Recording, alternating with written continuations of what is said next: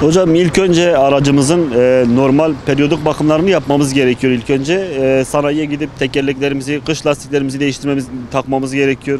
Ondan sonra antifriz yoksa arabada bu çok önemli çünkü eksi derecelere iniyor havalar ve su donma noktasına geliyor artık.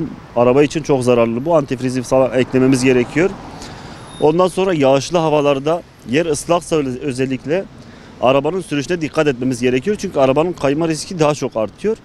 Bu donma durumlarında da aynı şekilde. Özellikle yerde donma varsa frene çok fazla basmamamız gerekiyor.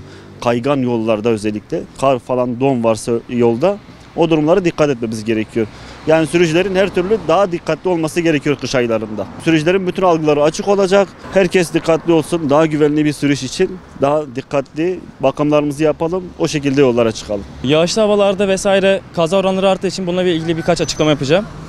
Yağışlı havalarda öncelikle yerler buz tuttuğu için takip mesafemizi gerçekten bayağı korumamız lazım. Çünkü yerler ve frenler bayağı etki görüyor bu konuda. Takip mesafemizi korumazsak eğer çarpışma oranları ve kaza, ölüm vesaire bunlar bayağı artıyor. Bunun için lütfen sizden tek ricam takip mesafemizi koruyalım. Öncelikle yerler zaten buz tuttuğu zaman yani tabii ki kış lastiğimizi takmamız lazım. Aracın periyodik bakımı, antifriz vesaire bunları halletmemiz lazım. Şimdi biz takip mesafemizi tüm sürücüler olarak yani çoğunlukla korumuyoruz. Korumadığımız için yani kaza oranları da bayağı artıyor. Şimdi zaten bize bakanlık tarafından verilen bir hız kuralları var. O hız kurallarına göre uymamız lazım.